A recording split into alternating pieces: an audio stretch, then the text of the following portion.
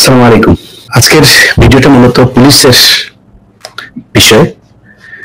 আমার পুরো সাংবাদিকতার ক্যারিয়ারে আমি জীবনে একবার মনে হয় এই পুলিশের পক্ষে নিউজ করেছি। সেটা হচ্ছে এই যে গেল ঈদ গেল, এই ঈদের মধ্যে পুলিশের পক্ষে একটা নিউজ করেছিলাম, ব্যাপক তেল টেল দিয়েই করেছিলাম।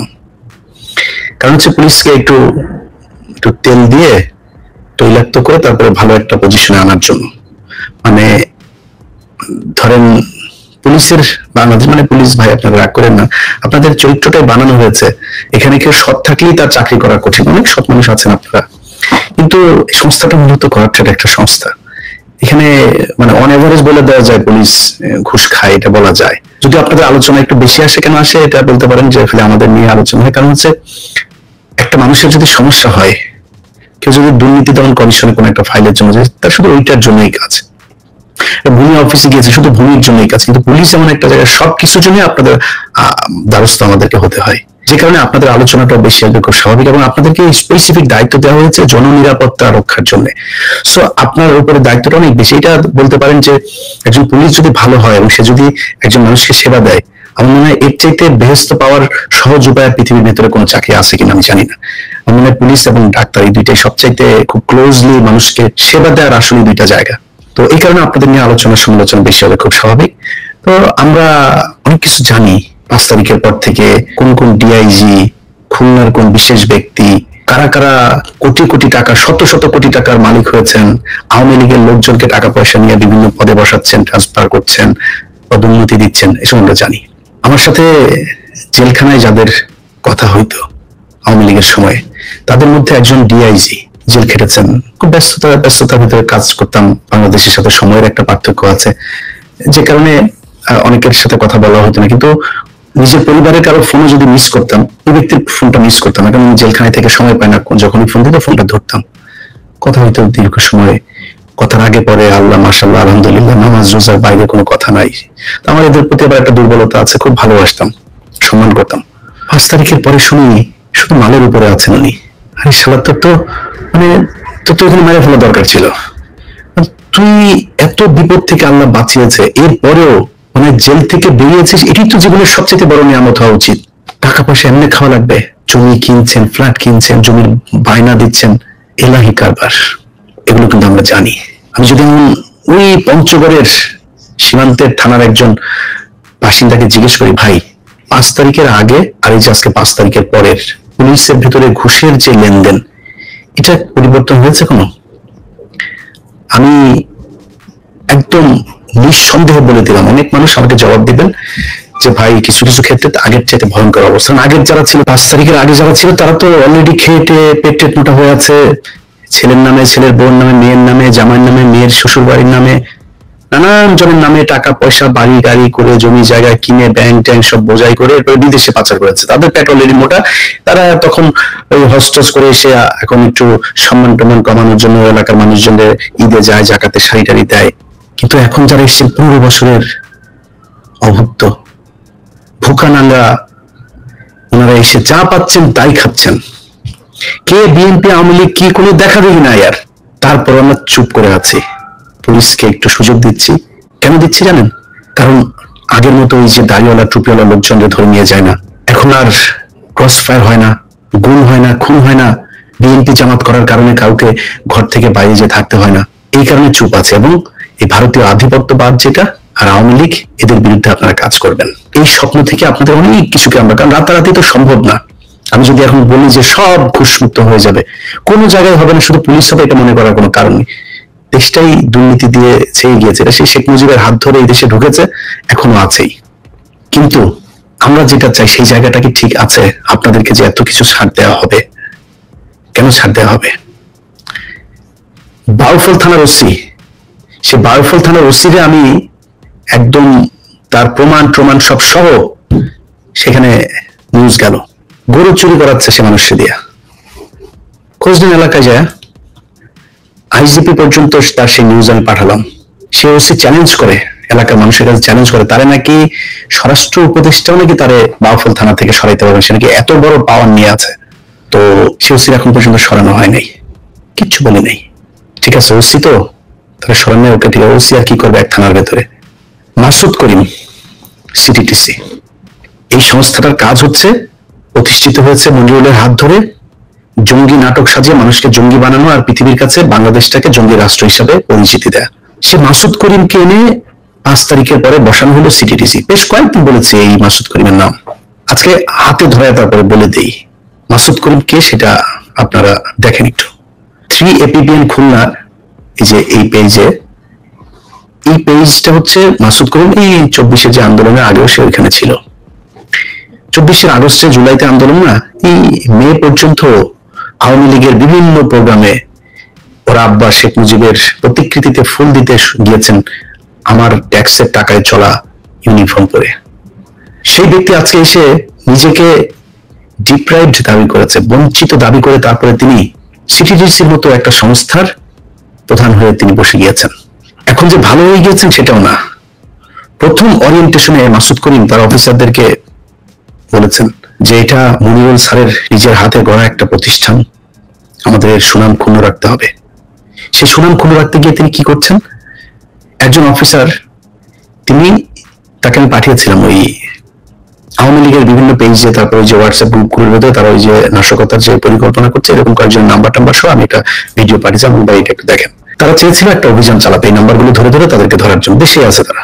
মাসুদ করিমের কাছে যখন পারমিশন নিতে গিয়েছে, মাসুদ করিম তাকে বলেছেন যে ছাত্রলীগ ধরা আমাদের কাজ না, উনি শুধু জঙ্গি ধরবেন, বাংলাদেশে প্রচুর জঙ্গি ধরবেন উনি। সে জঙ্গি ধরতে গিয়ে এই গতকালকে উত্তরা থেকে 3-4টা বাচ্চা ছেলেকে ধরে এনেছে, একদম ইনোসেন্ট ছেলে পেলে, মেধাবী ছেলে পেলে, তাদেরকে ধরে এনেছে। এই তালিকা তিনি কোথায় পেয়েছেন? আওয়ামী লীগের সময়ের যে তালিকা, সেই তালিকা দেখে তিনি এখন অভিযান পরিচালনা করছেন। সেই মাসুদ করিম আপনার শেখ মুজিবের জন্মদিন 15ই আগস্ট, শেখ মুজিবের স্বদেশ প্রত্যাবর্তন দিবস থেকে শুরু করে মুসলমানি দিবস, সব দিবসে গিয়ে তিনি এই ফুল টুল দিয়ে আসতেন। এখানে এসে তিনি এডিসি নাজমুলের কথা, আপনারা বহুল প্রচলিত এর নাম, এডিসি নাজমুলকে তিনি তার দলে রেখেছেন। এরকম আরো বেশ কয়েকজন আওয়ামী ঘেঁষাব অফিসারকে নিয়েছেন যারা শেখ হাসিনার সময় বিভিন্ন ধরনের জঙ্গি নাটক সাজানোর ওস্তাদ, এদেরকে তিনি দলে এনেছেন, তাদেরকে নিয়ে এই কাজগুলো করছেন। গত সপ্তাহের একটা ঘটনা, এখানে এডিসি ফরহাদ নামে একজন, এই ব্যক্তি আওয়ামী লীগের সময় চাকরি ছেড়ে দিয়ে আমেরিকা চলে এসেছিলেন 2021-22 বা কোন একটা সময়ে।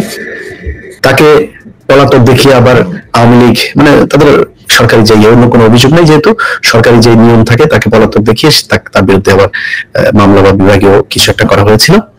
যাই হোক, সেটা আওয়ামী লীগের সময়। 5 তারিখের পরে তাকে আবার পুলিশ থেকে বলা হয়েছে যে তুমি আসো দেশে। সে খুব মেধাবী অফিসার, এখানেও আপনার একটা মোবাইল কোম্পানিতে আইটিতে জব করতো, তো মেধাবী যেহেতু, তাকে তোমাকে আমাদের দরকার, তুমি এসো। তাকে নিয়ে মাসুদ করিমের এখানে নিয়ে দিয়ে আসা হয়েছে। মাসুদ করিম তাকে চায়নি। এখন এই লোকের এখানে গত সপ্তাহে হারুন ইজার গিয়েছিলেন মামলা সংক্রান্ত কথাবার্তা বলতেই। তারপরে সিটিটিসি এবং বাংলাদেশের মেয়েদেরকে নিয়ে যেই অবস্থা আমাদের বোঝানো হয়েছে এতদিন ধরে, যে বাংলাদেশ একটা বিশাল জঙ্গি রাষ্ট্র, এখানকার দাড়ি টুপিওয়ালাদের কাজই হলো খালি বোম বানানো আর মানুষের খালি মারা, এই ধরনের একটা চিত্র তৈরি করা হয়েছিল। তো হারুন ইজারকে তো বানানো হয়েছে বিশাল বড় এক জঙ্গি দিচ্ছে, ওইদিকে আরো অনেক আলেমদেরকে এইভাবে কালার করা হয়েছে। তো এই লোকটা শুনেছে এতদিনে একটা, কিন্তু ভিতরে যায় দেখে ঘটনা আরেকটা। তো ওর কাছে খুব খারাপ লেগেছে যে আমরা তো এতদিন ধরে জানি আপনি বিশাল বড় এক সন্ত্রাসী, এই তাহলে ঘটনা। তো সে ওনার সাথে আবার একটা ছবি তুলে সেটা পোস্ট করেছেন ফেসবুকে। সেই পোস্ট আবার নিয়ে মোহাম্মদ আলী আরাফাত, ওই যে হিরো আলমের কাছে যিনি হেরেছিলেন, সেই মোহাম্মদ আলী আরাফাত, শমী কায়সারের 6 নম্বর স্বামী, তিনি গিয়ে করলেন কি, টুইটারে তিনি পোস্ট করলেন। টুইট করার পরে সেইটার প্রেক্ষিতে এই যে মাসুদ করিমের ওস্তাদ মোহাম্মদ আলী, মাসুদ করিম তার ওই পোস্টের কারণে তিনি কারণ দেখিয়েছেন যে আমেরিকান এমবাসি নাকি বিশাল অ্যাকশনে যাবে এরকম কিছু করার কারণে, কারণ দেখিয়ে তিনি সেই এডিসি ফরহাদকে এখান থেকে সরিয়ে দিয়েছেন। অথচ সেই এডিসি ফরহাদ এই জুলাই আগস্টের আন্দোলনের সময় সে ছাত্রদের পক্ষে ফেসবুকে পোস্ট করতো। সে 5 তারিখে প্রথম মনিরুল পালিয়ে যাওয়ার তথ্য দিয়ে তার ফেসবুকে পোস্ট করে, না আছে সেই পোস্ট। সে ব্যক্তিকে তিনি সিরাজগঞ্জে বদলি করেছেন। এই হচ্ছে মাসুদ করিম। আমরা পুলিশের ভিতরে এত আলোচনায় আজকে আর গেলাম না, শুধু একটুখানি আপনাদেরকে বলে যেতে চাই, পুলিশের আইজিপি, কমিশনার থেকে শুরু করে যারা যারা আছেন, যেই যে ডিআইজিদের কথা বললাম, কাদের কথা বলেছি আপনারা নিশ্চয়ই জানেন, আমরা এখন নাম বলতে চাই না। এইসব অফিসার আওয়ামী লীগ, ভারত, প্রথম আলো, ডেইলি স্টার, জঙ্গি নাটক সাজানোর সাথে যারা জড়িত, আওয়ামী লীগের সময় যারা ডিএমপিতে নানান ধরনের নাশকতার কথা বলে বিএনপি জামাতের উপর স্টিম রোলার চালিয়েছে, তাদের ব্যাপারে খুব দ্রুত পদক্ষেপ নিতে হবে। যদি না নেন, আপনার এই চেয়ার কিন্তু বেশি দিনের না। আপনারা যারা এখন চেয়ারে এসে বসেছেন তারা কদিন পরে থাকবেন না। আপনাদেরকে আজকে বলছি, আমি আইজিপি কে পর্যন্ত এই বিষয়গুলো জানিয়েছি। ওনাদের মনে হচ্ছে যেন সুরসুরি লাগে, চুলকাইলে সুরসুরি লাগে, খুব একটা টের পায় না আসলে সুরসুরিটা দিচ্ছে কোথেকে। কদিন পরে কিছু করার থাকবে না, না মাসুদ করিমকে সরাইতে পারবেন, না আমারই কিছু করতে পারবেন। মান সম্মান নিয়ে থাকতে দিব না সমাজে। আমরা অনেক কিছু মেনে নিচ্ছি, মেনে নিব, কিন্তু এই জায়গায় ঠিক হইতে হবে। আওয়ামী লীগের লোকজনের পুলিশে এত লোক বিএনপির কোথেকে আসলো? আমরা তো 4 তারিখেও তো আমার শেষ ভিডিও ছিল যে যারা আজ পর্যন্ত, এখনো পর্যন্ত আপনাদের সময় আছে সরকারি অফিসে সচিব নাকি সবই নাকি এখন বিএনপি আর জামাত। আরে এত বিএনপি জামাত থাকতে আপনারা একজন তো শুনলেন না, পত্রিকা সরে আসছেন। এত বড় হত্যাকাণ্ড চলছে এই দেশের, রিক্সাওয়ালা পর্যন্ত পাশে এসে দাঁড়িয়েছে, গার্মেন্টস কর্মী পাশে এসে দাঁড়িয়েছে, বস্তির মানুষ এসে রাস্তায় দাঁড়িয়েছে ছাত্রদের পক্ষে। আপনারা কেউ গিয়ে তো দাঁড়িয়ে একজন মানুষও তো যান নাই। আমরা যে এত বলাবলি করেছি যে আপনারা যারা সরকারের বিরুদ্ধে আছেন আপনারা জনগণের কাতারে এসে দাঁড়ান, একজন আসলেন না। 6 তারিখে সব সচিবালয় পুরো বিএনপি আর জামাতে ভরা। এত বিএনপি জামাত দেশে ছিল, এত পুলিশ অফিসার দেশে ছিল। আমরা তো জানি এই যে পুলিশের যে এসপি যে বিসিএস নিয়োগ দেয়, 14 গোষ্ঠী হিসাব করে তারপর আপনাদেরকে নিয়েছে। আপনি আওয়ামী লীগ করতেন, এদেরকে সরানো উচিত। প্রচুর লোক আছে বেকার দেশে, গেল কয়েকটা বিশেষ সকলের বাদ দিয়ে দেওয়া দরকার। আমার পরিচিত যা হইলো তারা বাদ দিয়ে দেওয়া উচিত। আপনি চাকরি পেলেন কেমনে? এগুলো বাদ দেন। বিশেষ করে যেগুলি এমপির কাছ থেকে যে এনেছে, ফর্ম এনেছে, যে আমি তাকে ব্যক্তিগতভাবে চিনি, সে আমার ছাত্রলীগের সক্রিয় একজন কর্মী, আমি তার কামনা করি, যে একটা দেয় না প্রত্যয়নপত্র, এগুলো এনে যারা চাকরিতে সকলে নিজে স্বীকার করেছে ছাত্রলীগ করে, ও চাকরির সময় লিখিত দিয়েও চাকরিতে ঢুকেছে। আপনি এত হইলেন কেমনে? ইরা আছে, আহত পরিবারের সদস্য আছে, পুলিশে ঢোকান। গত কয়েক বছর ধরে সেই ভিপি নূর থেকে শুরু করে এই পর্যন্ত যারা এই কোটা সংস্কার আন্দোলন করেছে, কারোর কোথাও চাকরি দেয় নেই। শুধু এই কারণে আপনার বিসিএস টিকেছে, বিভিন্ন ভাইবা পরীক্ষা টিকেছে, তারপরে পুলিশ ভেরিফিকেশনে গিয়ে তাদের চাকরি হয়নি। শুধু এই কারণে ওদের এখানে চাকরিতে দেন। নিহত হয়েছে যে পরিবার, তাদের পরিবার থেকে এসে পুলিশে দেন। এরা কোনদিন ভিক্ষা করবে না। অতএব আমি মনে করি এটা অনেক বড় দায়িত্ব হয়ে যায় যদি নাও করেন। যারা আওয়ামী লীগের আছে আমরা কিন্তু খোঁজ খবর নিয়ে পাওয়া যাবো, আপনার না চাইলেও চলে আসবে আমাদের কাছে। যদি এদেরকে খুব দ্রুত গতিতে অ্যাকশন এদের বিরুদ্ধে না নেওয়া হয়, আমি নাম ধরে ধরেই বললাম, আইজিপি থেকে শুরু করে যারা যারা আছেন এগুলোর সাথে, ছাত্রদের হত্যা মামলা, সেই মামলারে আপনারা এসে বলেন আপনাদের ঊর্ধ্বতন কর্তৃপক্ষের ছাড়া ধরা যাবে না। 2 দিন আগে ডিএমপি কমিশনার সাহেব একটা নির্দেশনা দিয়েছেন ওসিদেরকে যে এখন থেকে হত্যা মামলার আসামিদেরকে ধরার জন্য ওসিরা দায়িত্ব পালন করতে পারবে, কারো পারমিশন লাগবে না। এই আওয়ামী লীগের ইদানিং মিছিল টিছিল শুরু হওয়ার পরে এই দায়িত্ব দিয়েছেন, এই 2 দিন আগের সিদ্ধান্ত এটা। অতএব আমরা আপনাদের ব্যাপারে অনেক ছাড় দিব।